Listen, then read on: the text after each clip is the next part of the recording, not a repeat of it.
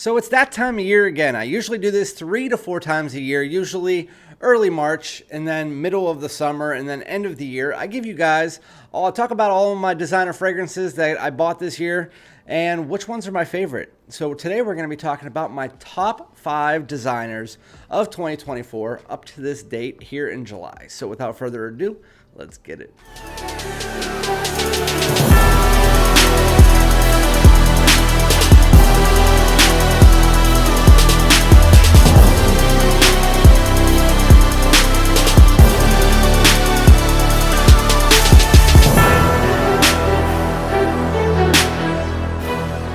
What's good, my great smelling dudes? Welcome back to my channel. My name is Randy, aka FragranceDoud. Thank you guys for joining me for yet another journey through the new release designer fragrances of 2024 up to this date here in July. It's July 19th, at least when I'm recording this video, and we're talking about my top 5. So I do this, again, since I've been a reviewer, I do it 3 or 4 times a year, where I come back, because there's usually a lot of fragrances released in the beginning of the year. Then I do it in about March or April. And then there's hardly any release after that, and then so I do another one, usually midsummer, and then at the end of the year, I do my top 10 of the entire year. And well, this year's a little bit different, because the last 2 years, at this point in time, from like May through September, we got no fragrances outside of Coach Open Road in the last 2 years in this time frame. This year, we have like another 15 fragrances coming, so you might get another one of these in October and then at the end of the year.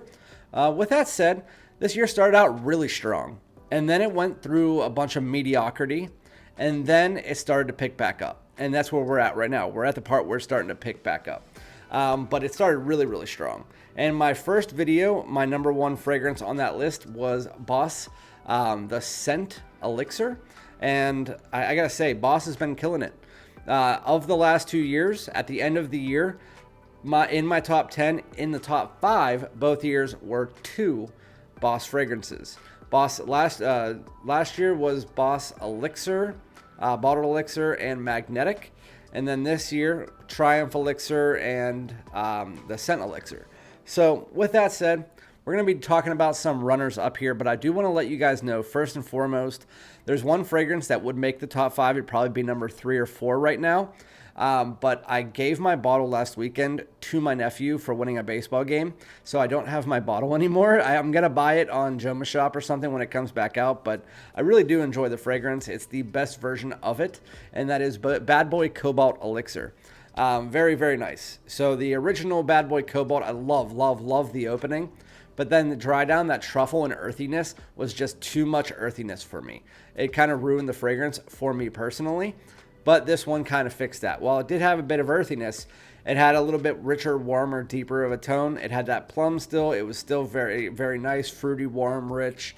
And then it did have a little bit of the earthiness, but not as much. It was aromatic, very, very nice fragrance. But that would be number 4 probably, but I'm not including that today because I don't have the bottle. And I'm only doing the ones that I do have a current bottle of right now. So we're going to do our runners up.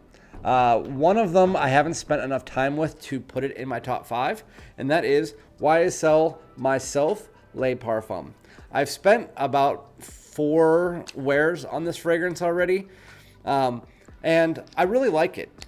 If you already own the original, there is no need to get the Le Parfum unless you were like really in love with the original, because this one, it's kind of like what they did with the Le Parfum of the YSL Y line, where they basically just made that DNA a little bit warmer, a little bit richer. They added a little bit of that tonka in the dry down. It still has about 80% of that original DNA. It's just a little bit, it's like I said in my first impression. It's basically if you had a tuner on the front and you sweetened, darkened, and then warm. I made it a little bit more warm. That's what this is. It's the night out version of the YSL Myself line. I like it better than the original. I wouldn't put it more than like an 8 out of 10, but it's a very, very nice, easy wear fragrance. It's more on the youthful side, but that is definitely a runner up for me.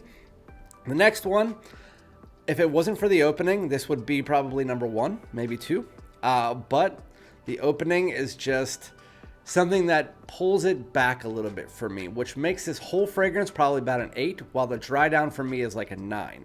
But this is Azzaro's the Most Wanted Eau de Toilette Intense that just came out 2-3 months ago. The opening of this, it opens up like minty green and syrupy. It has a little bit of this sweet and creamy vibe underneath it, but it's minty green and syrupy over top. And that's how it opens up. It almost smells like a little bit of the dry down from like Polo Red Parfum. Kind of has that vibe, but more of like a minty, creamy, semi-syrupy fragrance. And the opening is not my favorite part of this fragrance. The far dry down, and I mean like after an hour, is where this really hits its stride. That is really where it surprised me, because as it gets to the dry down, it really just turns into that green, syrupy, minty tone, becomes a background undertoned nuance, while on top of that, it starts to smell closer to the original Most Wanted, where it has that kind of like creamy sweetness. It doesn't have the toffee and stuff, but it has a creamy, sweet, fresh take on the Most Wanted on top of a little bit of that green tone. And so it does get more creamy sweet. It almost has like this vanillic feeling. And it's very, very nice, but it takes about an hour to get there. And that's the only issue I have with the fragrance. But I would still put it at probably number 6-ish. I almost put it at number 5. But at number 5, I had to put this. Well, this one is a fantastic price, and it's probably my second favorite ever release from this house. The first one being the 2013 special edition, and then maybe Spirit. I would say Spirit is a little bit above this, but very close. This is Mont Blanc Legend Blue at number 5.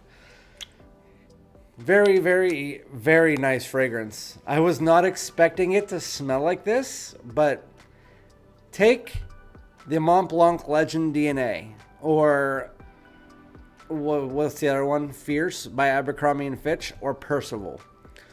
They all have that same aromatic citrus salad, ambroxan-ish smell. Add mint. And that's what you have with this fragrance.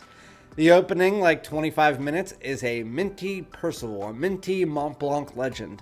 That's what this fragrance is. It really does. It smells more like Percival to me than the original Mont Blanc Legend, to be fair. And that's because it smells a bit higher quality. It's a minty blue, and it's a fantastic wear. It's an all-season wear. It is beautiful.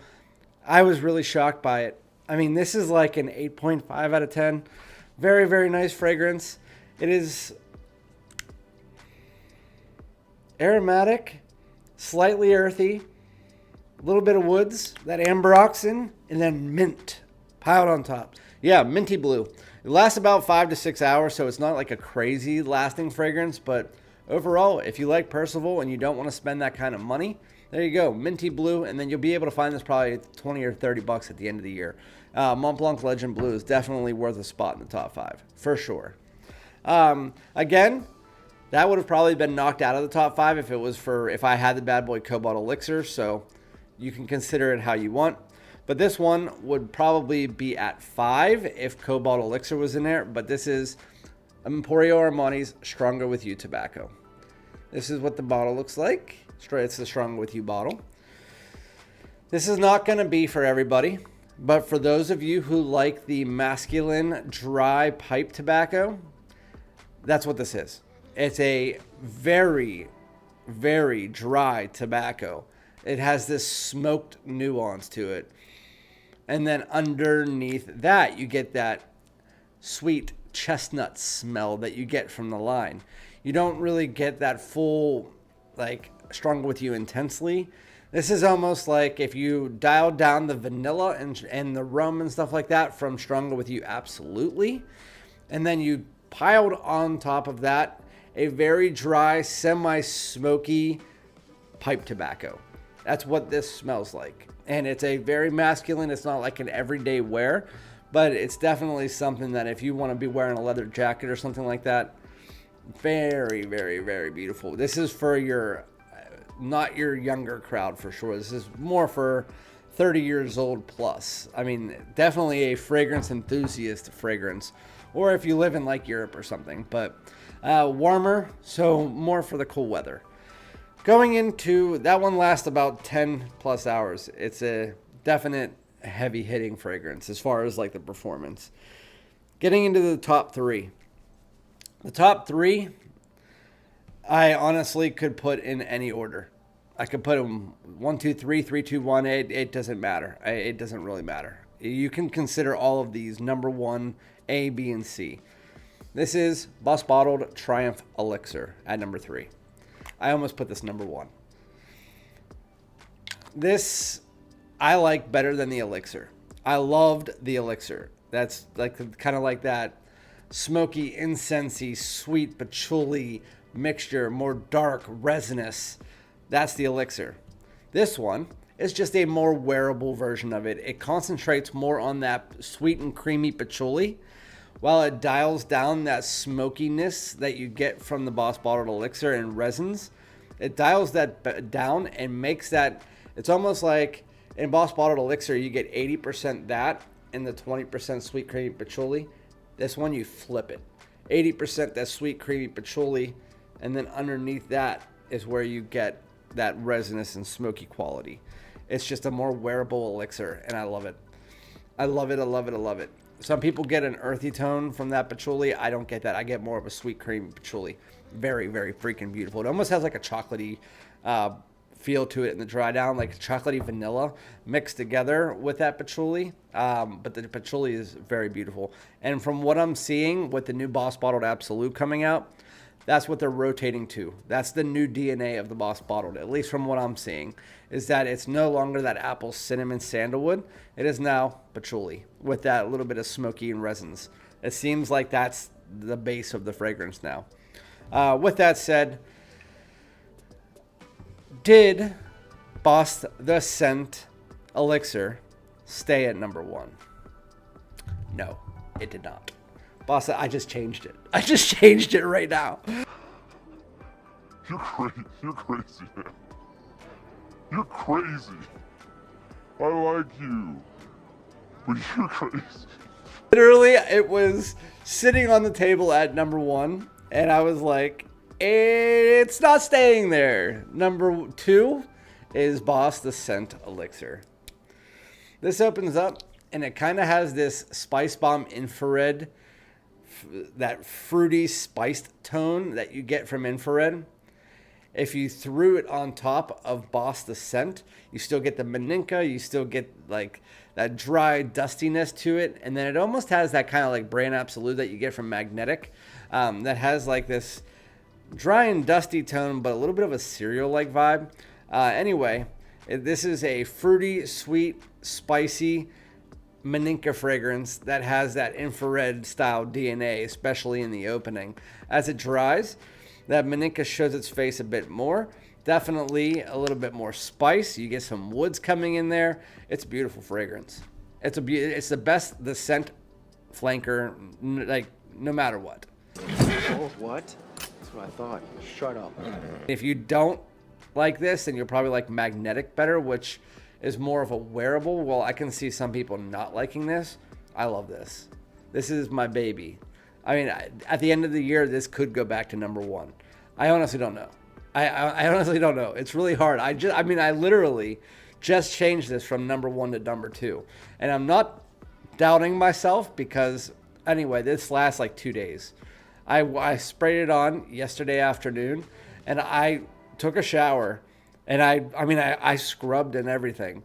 And then right now, I sprayed on Lacoste Blanco Fraiche, and I could still smell a little bit of it on my hand. It's just, it's not like overpowering like Sauvage Elixir, but it stays. So, number 1 just came out, just got the bottle, and I love it. My wife, this is her favorite fragrance in my collection now. And they brought back the line. This is Mugler's Amen Fantasm. You take the L away. You put a W there, baby. You're a winner, man. You're the real deal. You're picking up chicks. Baby, you're the cock of the walk, man. You walk into the bar and you just find the hottest chick and you go, you, me, guess what? Also known as pure chocolate. That's what I'm going to be calling it. I know Jen Sense stole that shit from me, but if you look at my first impressions, came out before his. I called it pure chocolate first. It does have chocolatey vibe to it. It's not as much chocolate once I got the full bottle because I did do my first impressions with the decant. But the bottle, in my full review, it opens up, it has a bit of citrus mixed in there. You can tell it's an Amen flanker because it does have that sweet, semi-sweet, chocolatey patchouli. Again, another kind of sweet, semi-sweet patchouli. But this is the Amen patchouli that you know from that line. On top of that, especially in the opening into the mid, all the way until about an hour to an hour and a half, you get this kind of like dark chocolate that really comes off like a cocoa powder, mixed together with a little bit of that citrus in the opening. And then as you get further into the fragrance, you definitely have some pink pepper floating through there to give it a little bit of a sweet and spicy nuance. And then you get to the dry down, and while it's not in the note breakdown, there's definitely a vanillic tonka-like tone that mixes together with that chocolate, and it's almost like a chocolatey vanilla patchouli. And it's so take that Amen DNA, that chocolatey patchouli, and then on top of that, just add a little bit of this kind of like sandalwood vanilla chocolate mixture, and it's beautiful. It's a gourmand fragrance, but like it has a wearability to it where it's not like a full gourmand. It's just beautiful. Again, I said it should be called Amen Pure Chocolate.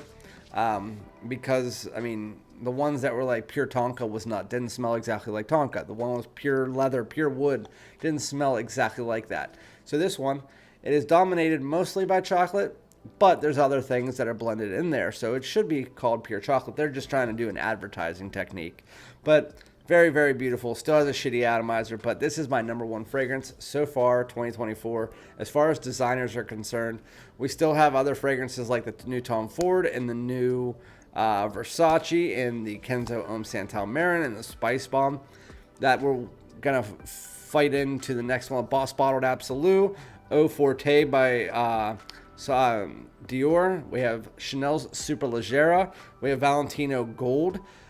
So we have a lot of other fragrances that could fight for the top spot, but this one will be in the top 5. These two, probably all 3 of these, will be in the top 5 at the end of the year.